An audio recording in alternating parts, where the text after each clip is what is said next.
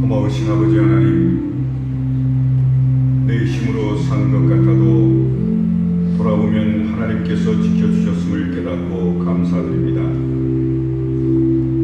하나님 없이는 아무것도 할 수 없음을 알고 보니 모든 것이 하나님의 은혜임을 깨닫고 교만함을 회개합니다. 하나님, 기도하지 않고 내 힘으로만 살려 했음을 용서하옵소서. 모든 일을 주관하시는 하나님을 인정하고 고백하지 못한 어리석음을 용서해 주옵소서. 기도 없이도 다 잘 될 것이라는 영적인 무지함과 교만을 용서하옵소서. 하나님만 의지하며 기도해야 함에도 내 힘만 의지하고 내 생각대로 행했던 어리석음을 용서하옵소서. 아직도 기도의 시급함과 능력과 은혜를 깨닫지 못하는 교만과 무지를 불쌍히 여겨 주옵소서. 기도하라는 성령의 음성 앞에서 자신과 세상만 믿으려는 어리석음을 용서하옵소서. 기도 없이도 얼마든지 살 수 있다는 사탄의 유혹을 예수 이름으로 물리치지 못했고 기도로 시작하고 마치는 생명력을 깨닫지 못했음을 불쌍히 여겨 주옵소서. 기도 없는 모든 것이 헛됨을 깨닫지 못했고 기도가 가장 먼저인 교회와 성도들 되지 못했음을 용서하옵소서. 그래서 오늘도 어리석은 우리를 주님 앞으로 부르셨사오니 무엇보다도 기도가 앞서는 기도의 삶과 능력을 힘있게 해 주옵소서. 그래서 기도함으로 하나님의 일들을 힘있게 감당하고 이루어가는 교회와 성도들로 축복해 주시옵소서. 예수 그리스도 이름으로 간절히 기도하옵나이다. 아멘. 전능하사 천지를 만드시는 하나님 아버지를 내가 믿사오며 그 외아들 우리 주 예수 그리스도를 믿사오니 이는 성령으로 잉태하사 동정녀 마리아에게 나시고 본디오 빌라도에게 고난을 받으사 십자가에 못 박혀 죽으시고 장사한 지 사흘 만에 죽은 자 가운데서 다시 살아나시며 하늘에 오르사 전능하신 하나님 우편에 앉아 계시다가 저희로서 산 자와 죽은 자를 심판하러 오시리라. 성령을 믿사오며 거룩한 공예와 성도가 서로 교통하는 것과 죄를 사하여 주시는 것과 몸이 다시 사는 것과 영원히 사는 것을 믿사옵나이다. 아멘.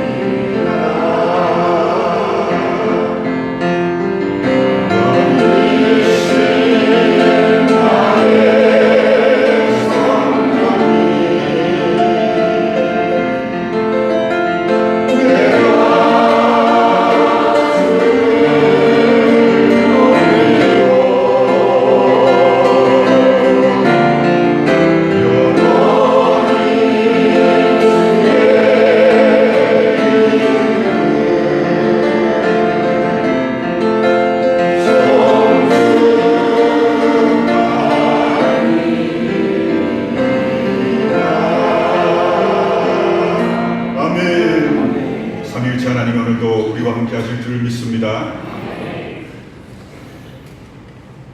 사람이란 이해를 추구하는 존재지요. 느끼는 것도 중요하지만 이해가 돼야 직성이 풀리는 게 사람입니다. 그런데 뭘 이해한다는 것이 그리 쉬운 일은 아닌 것 같습니다. 사람이 사는 도리를 이해하는 것도 쉽지 않고요. 하나의 사건을 이해하는 일도 쉽지 않고 한 사람의 생각과 마음을 이해하는 일도 쉽지 않으며 믿음으로 구원받는 이치를 이해하는 일도 쉽지 않고 율법이 뭔지를 이해하는 일도 쉽지가 않습니다. 바울이 쓴 편지를 통해 바울을 이해하는 일 또한 쉽지가 않죠. 사실 설교자에게 가장 힘겨운 일은 성경이 말하려 하는 게 뭔지를 읽어내고 전달하는 일입니다. 설교자가 감당해야 하는 가장 중요한 책임도 성경이 말하려 하는 것이 뭔지를 읽어내고 전달하는 겁니다.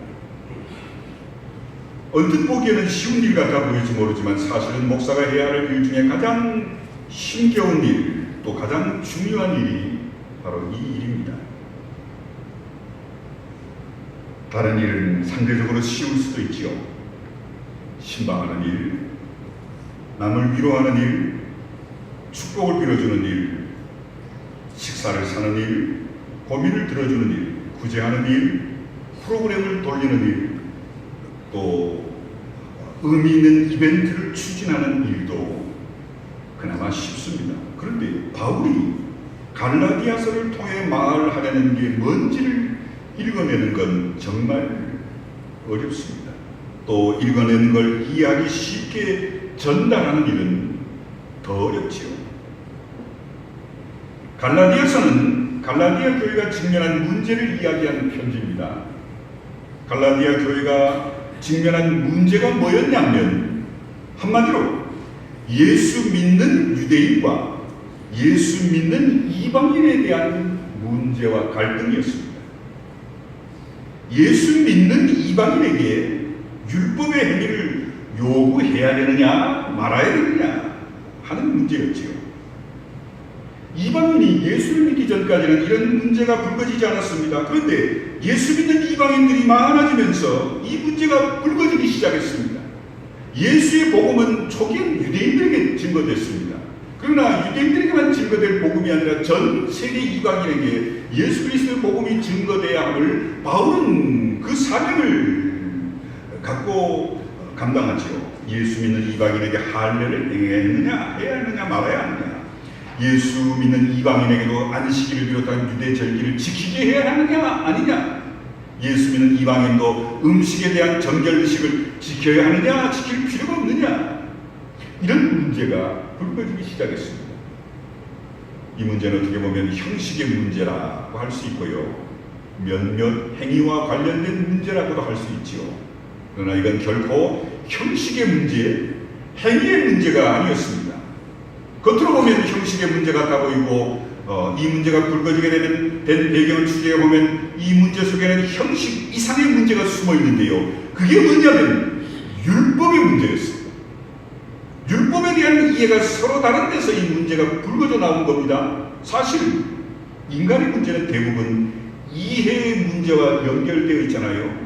손해냐 이익이냐 하는 것 때문에도 수없이 싸우고 갈등합니다만, 한 사건을, 한 현상을 보고 어떻게 이해하느냐 하는 것 때문에 많은 갈등, 치열한 싸움들이 벌어지잖아요. 사람이란, 정치란, 여야가, 남녀노소가 한 가지 사건과 현상을 이해하는 그런 수점들이 다 다르기 때문에 싹 치고받고 싸우고 논쟁하는 겁니다. 갈라디아 교회도 문제가 예외가 아니었습니다. 겉으로 보면 할례의 문제라든지 정결의식 문제 때문에 갈등하고 싸운 것 같지만 사실은 율법에 대한 이해가 서로 달라 바울이 율법을 이해하는 것과 유대주의자들이 율법을 이해하는 게 서로 달라 빚어진 갈등이고 혼란이었습니다. 바울은 이 사실을 꿰뚫어 본 겁니다. 왜냐하면 아시다시피 바울은 누구보다도 율법에 대해 열심이었고 율법의 의로는 흠이 없는 사람이었기 때문임을 빌립보 3장 6절에서 이렇게 고백합니다. 나는 열심으로는 교회를 박해하고 율법의 의로는 흠이 없는 자다. 바울은 율법학 박사였습니다.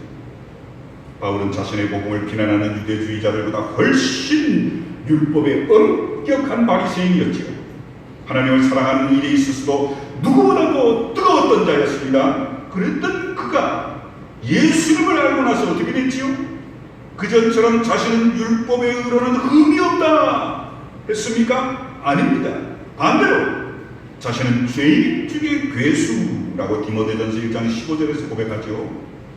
예수님을 알기 전에는 율법의 의로는 나는 흠이 없어 자랑했던 사울이 예수를 만나고 나는 후로는 반대로 나는 죽일 죄인 중에 죄인입니다 고백합니다.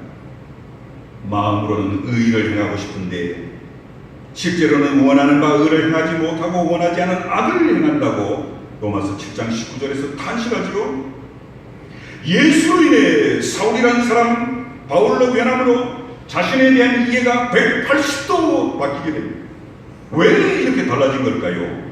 바울 자신이 달라져서일까요? 예수 알기 전에 흠이 없었는데 예수 믿고 나니 갑자기 흠이 많아서일까요? 그렇지 않습니다. 그건요, 자신을 바라보는 눈이 달라서 그런 겁니다. 예수님을 알기 전에는 율법의 눈으로 자신을 봤고요. 예수님을 알고 난 후에는 성령의 눈, 하나님의 눈으로 자신을 바라봤기 때문입니다. 달리 말하면 이렇습니다. 예수님을 알기 전에는 문자로 기록된 율법의 눈으로 세상과 자신을 봤고요. 예수님을 알고 난 후에는 성령의 눈으로 자신과 세상을 보았기 때문입니다. 그 차이입니다. 율법의 눈으로 볼 때까지는 자신은 정말 흠없이 깨끗했습니다. 나만큼 율법을 지키는 자 있으면 나와봐 할 정도의 사람이었죠. 그런데 성령의 눈으로 보니 자신이 행하는 모든 것들이 더럽고 추악하기 짝이 없어 보입니다. 율법의 눈으로는 보지 못했던 죄악들이 자신에게서 보이기 시작한 겁니다. 진짜 자신을 본 거지요. 죄인 중에 괴수인 자신을 보게 되었고 부끄럼 없이 고백한 겁니다. 바울은요, 분명히 율법을 따라 살았던 철저한 유대주의자였습니다. 적어도 문자로 기록된 율법을 하나도 어렸을 때부터 태어나면서부터 범하지 않고 철저히 고지고대로 행하며 산 자였습니다. 그래서 율법의 의로는 난 흠이 없어 자부했던 자 중에 하나였지요. 그런데 성령의 눈으로 보니 어느 것 하나도 의롭지 않습니다. 자신이 행한 모든 행한 것들이 명명백백 율법을 범한 잘못이었습니다. 바울은 하늘이 무너지는 것 같은 충격에 빠집니다. 경악을 금치 못했을 겁니다. 자신에게서 걸었던 모든 희망과 긍지가 비 맞은 흙담벼락이 무너지듯 무너져 내린 겁니다. 그리고 깨달았겠지요. 아, 율법의 눈과 성령의 눈은 이렇게 다르구나. 율법의 눈으로는 죄를 제대로 볼 수 없구나. 율법의 행위로는 결코 의에 이르지 못하는구나. 뼈저리게 깨닫습니다. 사실입니다. 율법이라는 건 본래 죄를 깨우쳐 알게 하는 기능인데요.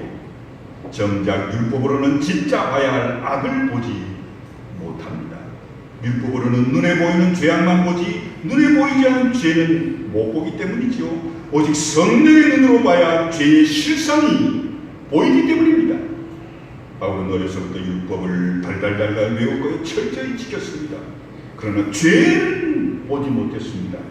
자신은 보지 못했던 거지요. 그러다가 예수님을 통해 비로소 죄를 봅니다. 예수님을 통해 비로소 죄 중에 있는 자신을 본 겁니다.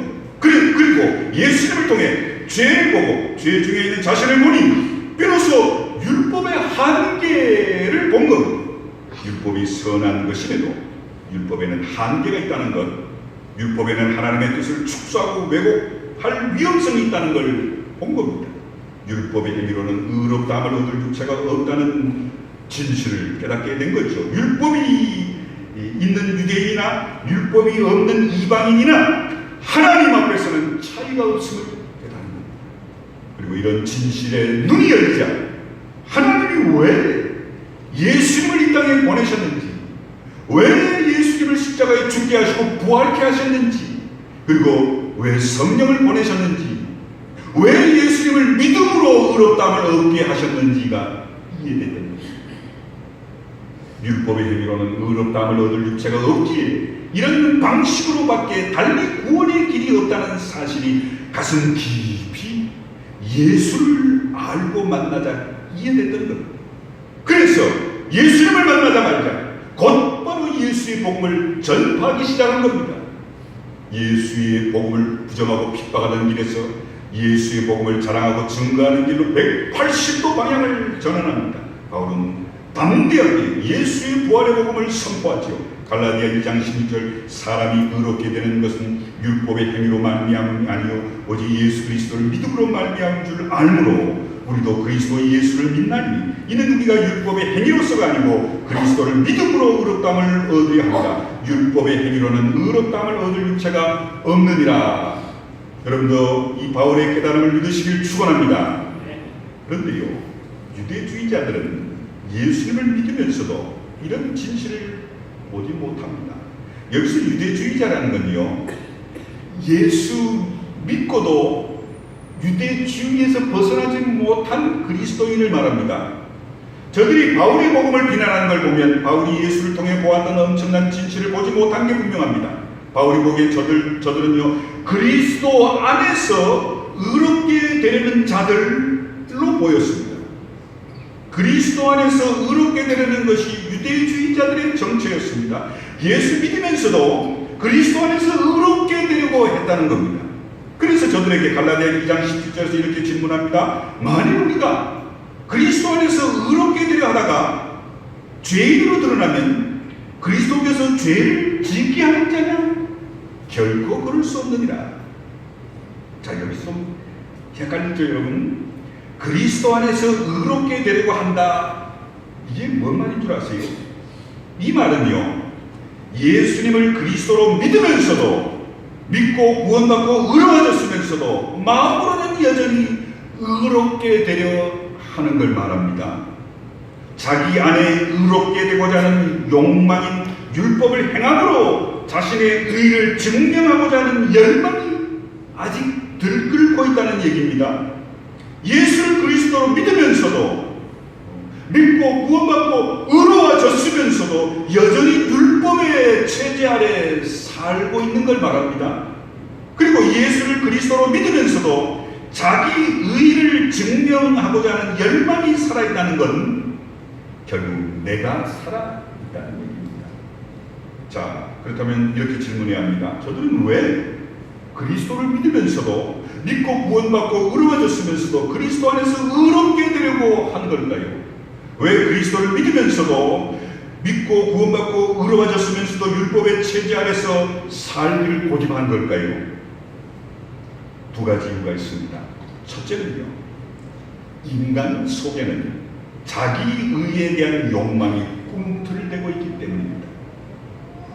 인간 속에는 수많은 욕망이 꿈틀대죠. 성공에 대한 욕망, 부에 대한 욕망, 행복에 대한 욕망, 자유를 마음껏 누리고자 하는 욕망, 내적인 공허를 채우고자 하는 욕망, 사랑에 대한 욕망, 생존에 대한 욕망, 유명해지고자 하는 욕망, 지배하고 싶은 욕망, 이기려고 하는 욕망 등등 수많은 욕망이 우리 속에 꿈틀대지요.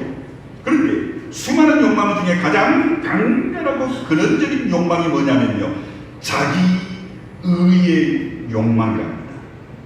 자신을 증명하고자 하는 이 욕망이야말로 가장 강렬하고 근원적인 욕망입니다. 얼마 전에 안철수 씨를 인터뷰했는데요, 기자가 이렇게 질문했습니다.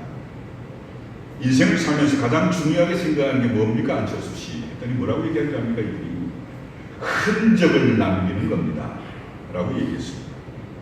여러분, 인생에서 흔적을 남긴다는 게 뭡니까? 한마디로 자기 존재를 증명하고 싶다는 얘기죠. 죽으면서 이름 석자를 남기고 싶다 얘기입니다. 모든 사람들 속에는요, 자신을 증명하고 싶은 강렬한 욕망이 꿈틀대지요. 잘난 사람이나 못난 사람이나 예외가 없습니다. 사람은 누구나 자신이 주인공이고 싶고요, 자기 힘으로 뭔가를 해내므로 나를 증명하고 싶은 욕망이 꿈틀대고 있습니다. 그런데 예수님 덕분에 의롭게 됐다? 그럼 어떻게 되겠습니까? 창피하지요. 당당하게 내가 의를 행함으로 내 의를 증명하고 싶은데 나를 증명해낼 길이 없잖아요. TV 연속국에서 이런 말을 했잖아요. 나 이래봬도 이게 나온 여자야. 이렇게 뻐기듯이 나 이래봬도 하나님 앞에서 부끄러울 것이 없이 살아온 자야 라고 할 수 있어야 자부심을 내세울 수 있는데, 예수님 덕분에 의롭게 된다? 나는 예수님을 나의 주님으로 믿은 것밖에 없는데 믿었더니 구원받고 의로워졌다? 그러면 내가 노력하고 행함으로 의로워진 자부심을, 그 근거를 내세울 게 없잖아요. 남들에게 보여줄 게 없잖아요. 그래서 예수 그리스도를 믿으면서도 의롭게 되려고 하는 건요, 자신을 증명하고 싶은 욕망, 자기 의를 내가 이렇게 잘 믿고 이렇게 헌신하고 충성하고 봉사함으로 하나님 앞에 의롭다 인정받았다라는 걸 내세우고 싶은 욕망 때문이랍니다. 예수 그리스도를 믿으면서도 율법의 체제 아래 살기를 고집하는 두 번째 이유는요, 세상이 온통 율법의 체제 아래 있기 때문입니다. 세상은 하나에서 열까지 율법 중심으로 돌아가지요. 사람들이 모두 법을 지키지는 않지만요, 힘있는 자들일수록 법 위에 법을 떡주무르듯 살지만요, 그래도 아무튼 법이 세상을 통치하는 도구임에 틀림없지요. 법이 없으면 세상이 통제되지 않기 때문에 모든 민족, 모든 나라가 법으로 세상을 통치합니다. 사실이지요. 모든 사람은 국가의 헌법을 비롯해 도덕의 법, 전통의 법, 상식의 법, 종교의 법, 양심의 법이라는 그물망 속에서 삽니다. 참 묘한 건 무인도에서 혼자 사는 사람이더라도요, 양심의 법을 피하지는 못한답니다. 자기 행동을 관찰하는 사람이 없는데도 누군가가 자신을 보고 있는 것 같은 시선을 느낀다는 것이죠. 또 그걸 좋아한다는 게 인간이랍니다. 자신이 자신의 법을 잣대로 판단한다는 겁니다. 아무도 없는데도 이게 인간의 본성이자 습성임을 부인할 수 없습니다. 그런데 이 본성과 습성이 예수를 믿어도 안 바뀐다는 게 문제입니다. 율법이 없으면 왠지 갈피가 안 잡히는 것 같고 허전하고 불안하다는 겁니다. 게다가 눈만 뜨면 율법의 체제에 삶을 옥죄고 들어옵니다. 우리의 일거수일투족이 법의 잣대 아래 놓여있지요. 세상이 요구하는 율법의 체제에 맞게 살아야 도태되지 않고 인정받을 수 있는 세상이라고 봅니다. 그래서 예수님을 믿으면서도 율법의 체제 아래 살아가는 이유가 바로 여기에 있습니다. 사람 속에는요, 자신을 증명하고 싶은 욕망이 강하기에 예수 믿으면서도 의롭게 되는 거고요, 온 세상이 율법의 체제 아래, 법의 체제 아래 있기에 예수님을 믿으면서도 율법의 체제 아래 사는 걸 자연스럽게 본다는 겁니다. 갈라디아 교회 성도들이 그렇게도 빨리 바울의 복음을 떠나 유대주의자들의 관계에 넘어간 것도 그 때문이었습니다. 결국은요, 내가 죽지 않아서입니다. 내가 죽지 않아 예수 그리스도 안에서 의롭게 되려는 거고요, 내가 죽지 않아 율법의 체제 아래 살아가는 겁니다. 바울은 이 사실을 정확하게 꿰뚫어 봤습니다. 그래서 갈라디아 2장 19절에서 나는 율법에 대해 죽었다, 20절에 내가 그리스도와 함께 십자가에 못 박혔다 선포한 겁니다.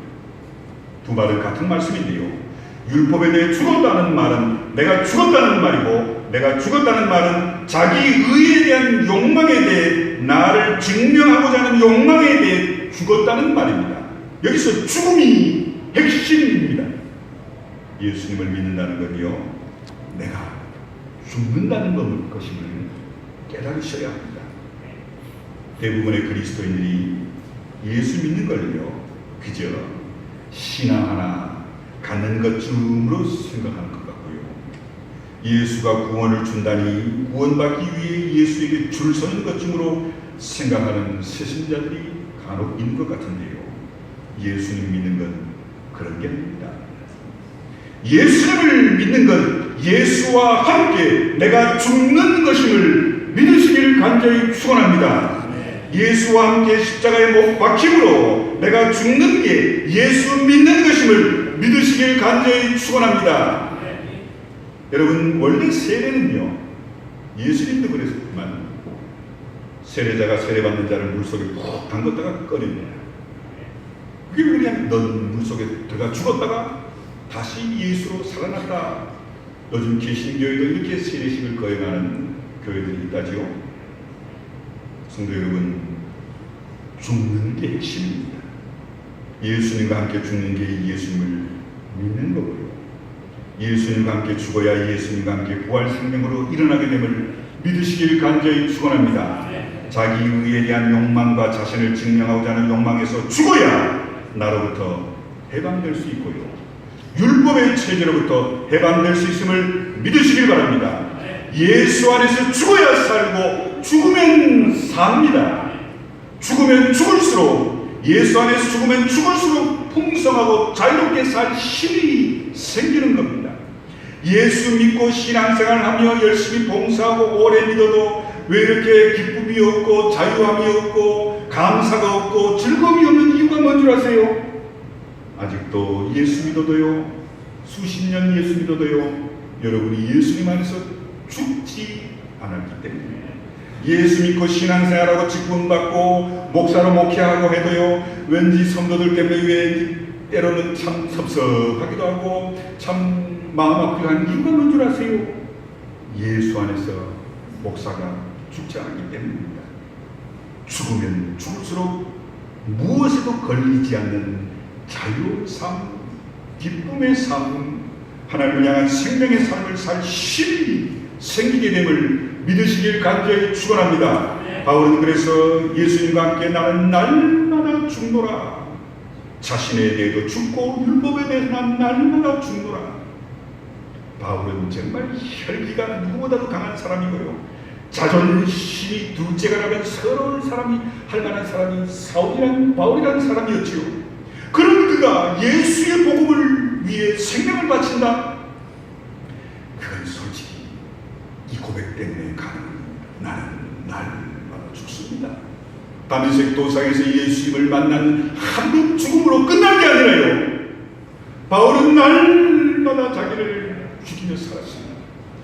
오늘 우리도 마찬가지입니다. 30년, 20년 전에 성령 충만함 받았다고요? 택도 없습니다. 그 이후로 여러분 날마다 죽는 삶을 사셨나요? 날마다 죽을 일이 신앙인으로 얼마나 많은 줄 압니까? 목사로도요, 돈에 대해 죽어야 할 일, 명예와 감투에 대해 죽여야 할 일, 유혹에 앞에서 죽여야 할 일들이 많습니다. 이걸 목회자가 죽이지 못하면요, 목회자들도 돈, 감투, 권력, 유혹에 속수무책입니다. 그런데 유대주의자들 예수님과 함께 죽는다는 사실을 깨닫거나 받아들이지 못했습니다. 마땅히 깨닫고 받아들여야 하는 걸 하지 못한 거죠. 예수를 믿으면서도 여전히 자신이 살아있었기 때문입니다. 자기 의에 대한 욕망에 꿈틀거린 나머지 예수 안에서 스스로의 행함으로 구원받고 스스로 깨끗해졌으면서도 행함으로 자기 의를 드러내려고 한 겁니다. 오늘 대다수 그리스도인들도 비슷한 상황입니다. 예수님을 믿으면서도 예수님과 함께 자신이 죽었다는 사실을 깨닫고 확신하지 않은 채 살고 신앙생활하는 실정이죠. 예수님과 함께 죽었다는 사실을 간간히 듣긴 했지만 까맣게 일꾼을 삽니다. 정확하게 말하면요, 있는 정도가 아니라 아예 예수님과 함께 죽는 걸 거부합니다. 신앙생활 열심히 봉사 충성 헌금해도요, 예수님과 죽는 거, 날마다 죽는 거 생각도 안 합니다. 늘 자신이 살려고만 합니다. 자기 의에 대한 욕망, 성공에 대한 욕망, 자기 부에 대한 욕망, 자기 행복에 대한 욕망, 자기 자유를 마음껏 누리고자 하는 욕망, 자기 내적인 공허함을 채우고자 하는 욕망, 자기 사랑에 대한 욕망, 자기만 생존하고자 하는 욕망, 자신만 유명해지려고 하는 욕망, 자신을 지배하고자 하는 욕망, 자신을 이기고자 하는 욕망, 남들에게서 돋보이고 인정받고자 하는 욕망에 갇혀 사는 이유가 뭔지 아세요? 자신을 예수님 안에서 죽이지 않기 때문에, 날마다 죽지 않기 때문입니다. 예수님과 함께 죽어야 살게 됨을 믿으시기 바랍니다. 그래야 기쁨의 율법, 자유의 율법, 성령의 율법, 사랑의 율법을 완성할 수 있는 겁니다. 예수 믿으면 율법을 다 갖다 버려라, 아닙니다. 그런 얘기가 아닙니다. 예수로 말미암아 날마다 죽으면요, 기쁨의 율법, 자유의 율법, 성령의 율법, 사랑의 율법으로 변화된 삶을 살게 되는 겁니다. 그런데요, 교회 안에서도 가만히 보면 늘 자신을 죽이지 못하고 신앙생활하고 직분생활하며 누가 더 큰지, 누가 더 잘하는지, 누가 더 능력이 있는지 끝없이 비교하며, 또 이 비교에서 밀려나면 상대적 박탈감에 불안 초조에 시달리며 나 교회 안 나올래요, 이런 얘기를 입에 달고 사는 분들이 있지요. 예수와 함께 죽지 않은 자, 예수와 함께 죽었다 해도 예수님과 함께 죽었다는 사실을 뼈저리게 확신하고 믿지 못하는 자들은 이럴 수밖에 없습니다. 다시 말씀드립니다. 성도 여러분, 여러분들은 예수님과 함께 날마다 죽으시기를 간절히 축원합니다. 나는 이미 예수님과 함께 십자가에 못 박힌 자라는 사실을 기억하고 날마다 죽기를 더욱 힘쓰시기를 간절히 축원합니다. 자기 의에 대한 욕망, 자신을 증명하고자 하는 욕망에게 죽어야 합니다. 예수로 죽으면 살고 예수로 죽어야 삽니다. 예수로 죽으면 죽을수록 풍성하고 자유롭게 살 힘이 생기는 줄 믿습니다. 예수로 죽으면요, 죽을수록 무엇에도 걸리지 않는 자유로운 삶, 기쁨의 삶, 하나님을 향한 삶, 생기 넘치는 삶을 살 힘이 생기게 되는 줄 믿습니다. 예수님과 함께 십자가에 못 박혀 죽은 자가 예수님을 믿는 자입니다. 율법에 대해 죽은 자가 예수님을 진정으로 믿는 자임을 오늘 본문을 통해서 다시 한번 깨달으시면서 이제부터 여러분 날마다 예수 안에서 죽어, 가정에서 부부간에, 고부간에, 또 회사에서, 또 인간관계에서, 교회 안에서 내가 먼저 늘 죽기를 힘쓰므로 하나님의 뜻을 아름답게 이루어가는 우리 교회와 여러분들 다 되시길 간절히 축원합니다. 기도하겠습니다. 고마우신 아버지 하나님, 예수님과 함께 죽어야 삶을 바울을 통해 깨닫게 하심을 감사합니다. 이 죽음은 날마다 이루어져야 할 죽음임을 바울을 통해 깨닫게 해 주옵소서. 내가 죽어야만, 나의 욕망과 내 속의 자아가 예수님으로 인해 죽어야만 하나님이 기뻐하시는 성도로서, 교회로서 세워지고 살 수 있음을 깨닫게 해 주시옵소서. 주여, 예수로 인해 날마다 죽기를 힘쓰는 우리의 삶이 되게 해주셔서 그 삶을 통해 하나님 영광 돌리는 우리 모두 되게 주시옵소서. 예수님의 이름으로 기도합니다. 아멘.